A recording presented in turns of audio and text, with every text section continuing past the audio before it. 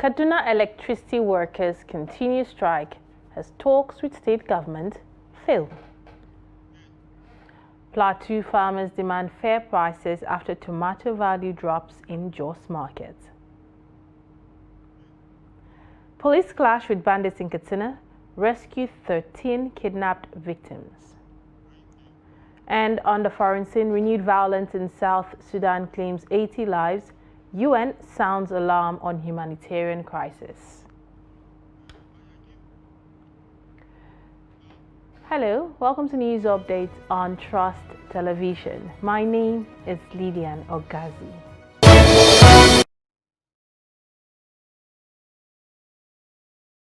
And now to the news. The National Union of Electricity Employees has reaffirmed its commitment to continuing the industrial action until the Kaduna Electricity Distribution Company reverses its decision to lay off hundreds of workers.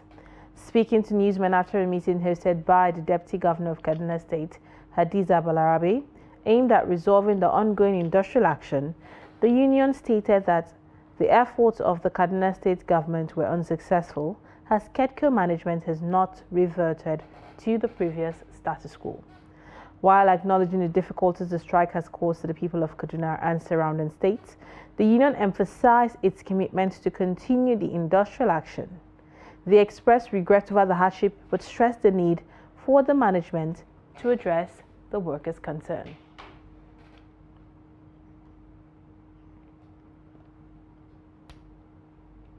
The national leadership of organized labor has vowed to join forces with protesting electricity workers in Kaduna State if the management of Kaduna Electricity Distribution Company, KEDCO, fails to engage in peaceful dialogue with sacked workers.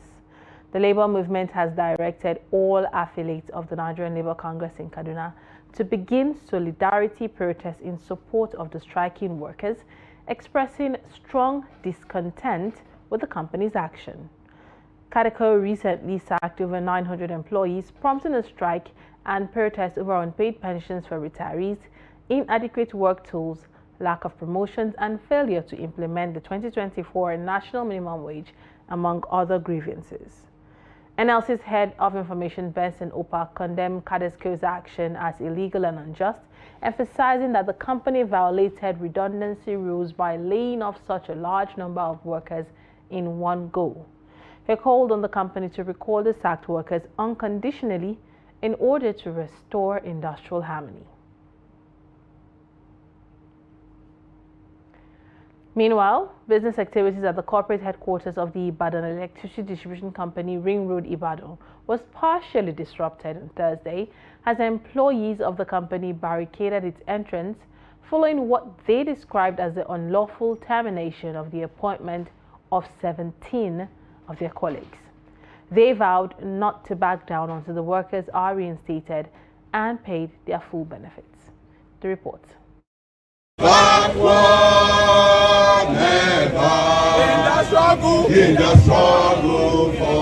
These are aggrieved workers of the Ibadan Electricity Distribution Company, backed by their umbrella body, the National Union of Electricity Workers, who have taken to the street to demand the reinstatement of 17 of their colleagues, who they say were unlawfully relieved of their appointments. There is victory for us. There is victory for us. Their call is on the management of the electricity company to follow due process and recall the sacked workers or face total lockdown. Few days ago, we just woke up to a news of 17 staff sacked for non-performance, without warning, without any consultation, without anything. And down memory lane, in year 2021, union and the management had an agreement that whenever you see the need to terminate any staff appointment, who are our members that we represent, the normal thing for you to do is to call the union representative, to dialogue together, to sieve it together and let's see how it goes. But now we have a condition of an active condition of service, but they are not using it. They are not following due process. No warning, nothing. We just woke up to it. They even served them via email. They are employing federal government, the state government, the local government, the authority, the regulatory body to come and intervene, because I'm there. Okay, IBDC, whenever I have issue, they will tell me that I'm not their staff. The PIPL that has been regarded as their sourcing company, what are they selling? The irate electricity workers took their grievances a notch further, disrupting business activities at the corporate headquarters at Ring Road, Ibadan. They vowed not back down, saying a meeting held with the management of the electricity company ended in deadlock. What we are saying today is enough of casualization. If you want to starve us, starve us. If you don't want to starve us, let's leave it. And we are ready to go on with this strike as long as it takes. We are not going to distribute their bill. I can promise you. No service center will distribute their bills. They are going to. They will be the one to lose. If you make 21 billion naira for last month and you don't make it this month, who is at loss? IBEDC faulted the claims made by workers over the sack of their colleagues, who she claimed were sacked due to underperformance. Engagement that's going on, I'm sure we'll find a balance. I know the union officials, I know that they are very reasonable men and women, and they understand the intricacies and the dynamics of this business. As we know, a lot of things are happening in the electricity sector. That, you know, we have issues around our OPEX, we are getting a lot of regulatory handover to states and all that. So the dynamics within the business is changing. We can't afford to keep dropping our money somewhere we don't know. It remains to be seen whether with the epileptic electricity supply in the city will be further worsened with this industrial dispute, which must not be allowed to foster.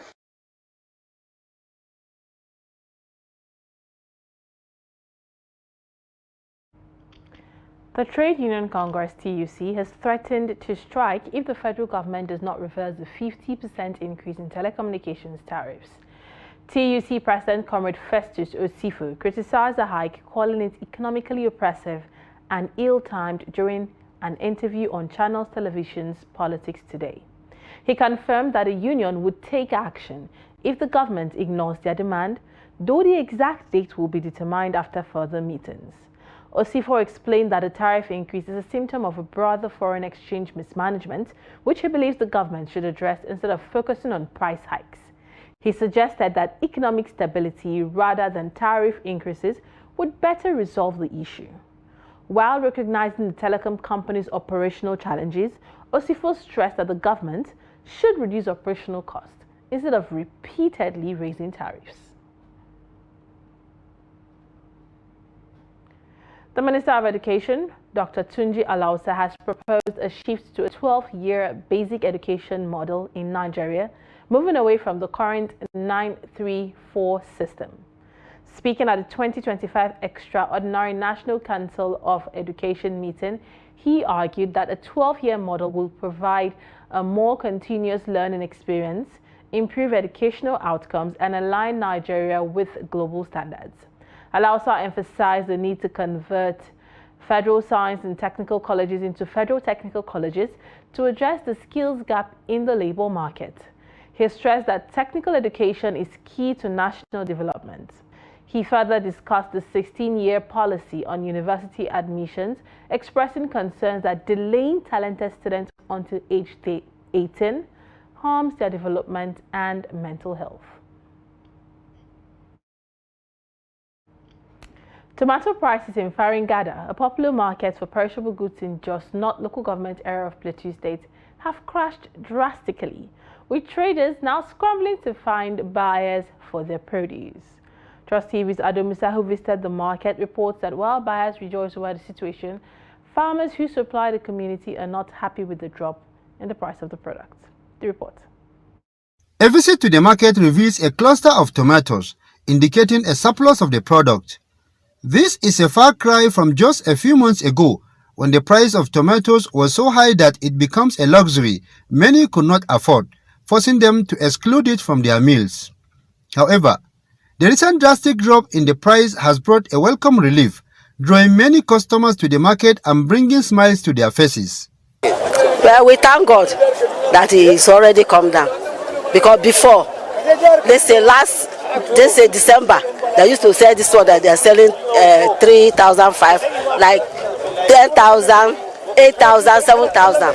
But now it has come down to 3,000 for something now. We are happy. We thank God for everything. The truth is that last year the tomato is very, very high. But this time around the tomato is low. The price is okay. You can get for a basket for 5,500, 6,500, 7,500, 8,500. You can see. Depends on the basket. That's why we will buy it now. Yes. Yes, we are happy the price is very drop. It dropped very well. And we believe that by the grace of God it will drop again. Yes. While customers are happy with the fall in price of the commodity, farmers on the other hand are not happy with the development, citing the huge amount of money they invested in their farms. Basically, I'm not really happy with the situation based on the economic of the country. You know, most of the input that we normally buy from the government in the market is very completely high, which makes our product very, very expensive to bring it to market. Wherever we have this tomato plot in the market, it really affects the farmers, because those that loan or get a loan from the bank, they cannot be able to access or to get another loan from that bank, because you cannot be able to pay back the debts. It's really affecting the farmers. Actually, no any farmer that can say he's happy with the situations of market now, because really, if the market goes like this, he will run into loss. Actually, he will not make it, because as the market continue going like this, I don't think there is a further productions of these tomatoes. The farmers also said lack of storage facilities have also contributed to the fall in price of the product. There is many alternatives. Immediately we have this tomato product, we normally wrote to the federal government to a better solution. We have a partnership with coal hubs that they bring cold storage facility, and that cold storage facility, most of our farmers, they don't normally use it because of the economic condition. You cannot say that you are going to store tomatoes while your house is in hunger. So that is problem. That obstacle is really affecting the storage. And even if you are drying, it's the same thing. For you to dry tomatoes, a farmer that can harvest and he doesn't have anything to eat at home, for him to dry and store, he rather sell it anyhow and go for the satisfaction of the family. The nature of the farmers in the rural areas are subsistence. They are not practicing in the commercially. They are only practicing the farming or farming tomatoes just to helter or to catering their family problems. So in this situation, they cannot afford to keep it, because they are thinking after harvest they can sell it and use the money in the family problem to solve the family problems. Abubakar Suleiman is the vice chairman of the Faringada market. He listed some of the factors that could have resulted in the price fall. So normally we used to buy from here and send. So normally when you send goods there, your money did not come out. How can you do another work? You will just be patient, because now we have Zaria, we have Katsina, and Kano now is coming up, and Bauchi again is coming up. So that's why the price is down. But next, in ending of this month, I think Katsina, the tomato, and maybe it will go back, it will go down. Then Zaria too. Stakeholders in the market acknowledge that the current low price could adversely affect farmers. However, they also predicted that prices will likely appreciate over the next 2 months, especially with the onset of the heat period. Ado Musa reporting for Trust TV. Now away from that, bandits attacked Maybako village in Sabuwa local government area of Katsina State on Thursday, killing 2 people and kidnapping an unknown number of residents. According to Police Public Relations Officer DSP Abubakar Sadiq, the police received a distress call and swiftly responded to the scene, where they engaged the bandits while 13 victims were rescued. 2 people were killed and 1 was injured in the attack. The rescued victims were reunited with their families, though others were taken by the bandits. He said the police are continuing efforts to locate the remaining victims and arrest the perpetrators. The Kaduna State Police Command reaffirmed its commitment to ensuring public safety and bringing criminals to justice.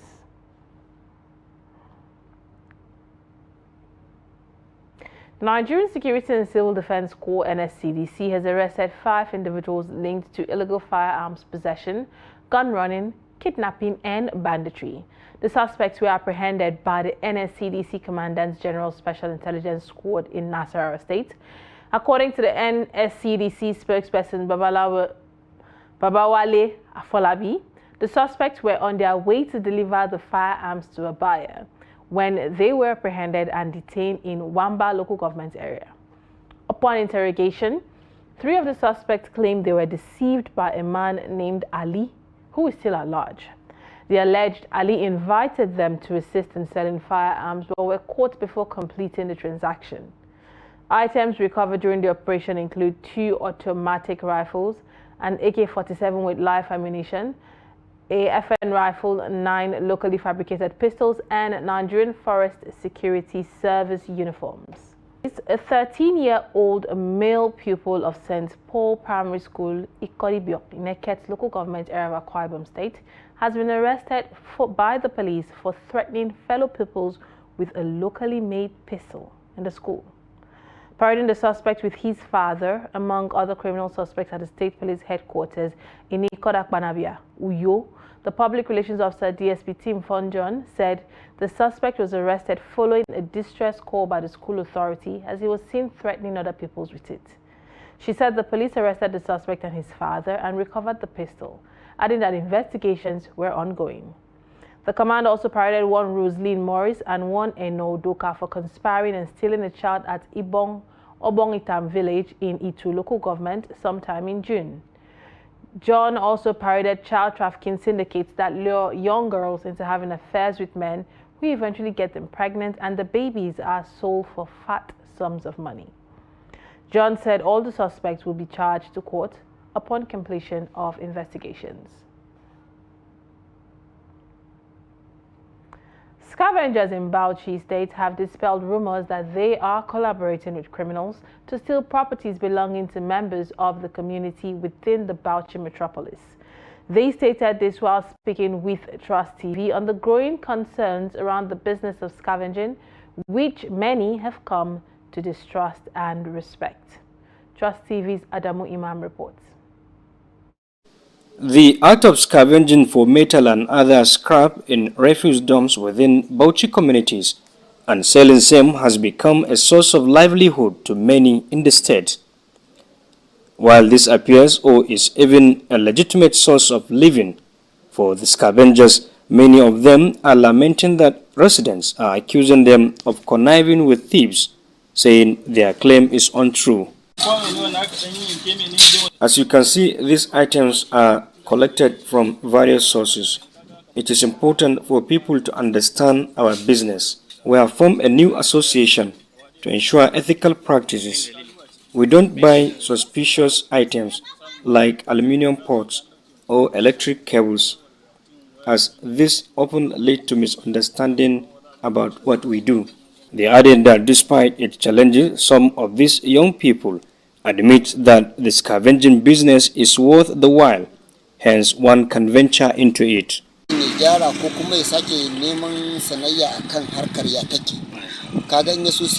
People are often prejudiced against this type of business, even resorting to name calling. This is purely selfish. The government recognizes our contribution to the state revenue. I believe it is essential to understand what others do before drawing conclusion. In order to have a food that you want to eat. So this business or this market, Gong is very important to the person or to the youth in order to help their parents and their society.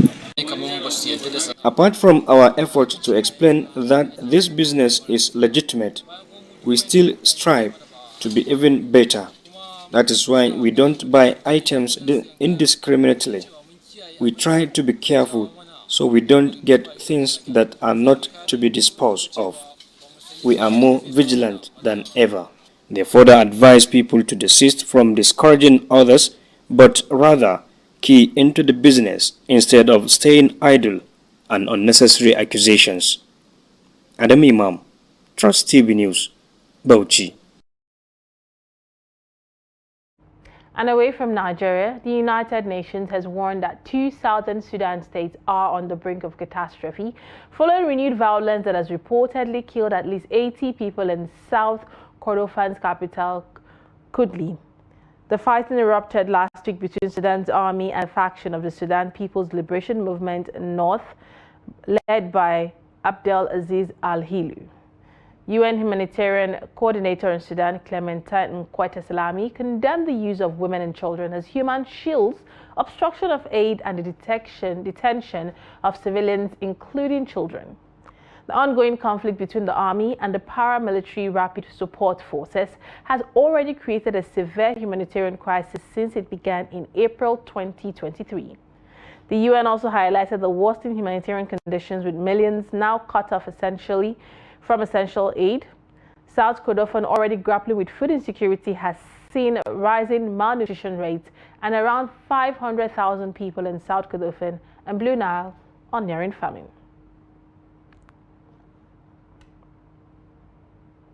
And in sports, Ademola Lookman is set to return to action for Serie A club Atlanta before the end of the month.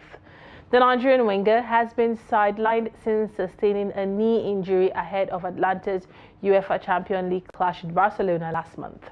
According to Transfer Market, Lookman is expected to be available for Atlanta's Serie A match against Empoli on February 23rd. He has missed the last 3 games for Gianpiero Gasperine's side. However, the 27-year-old will not be available for Atlanta's Champions League fixtures against Club Brugge. The first leg will take place at the January Bredels Stadion on February 12th, while the return leg is scheduled for a week later at the Dewey Stadium. Lookman has had an impressive season, scoring 14 goals and providing 7 assists in 27 appearances across all competitions for Atlanta. With that, we've come to the end of News Updates here on Trust TV. Do not forget that you can follow us across all our social media platforms for more news, more programs, and more documentaries. Thank you for watching. My name is Lilian Ogazi.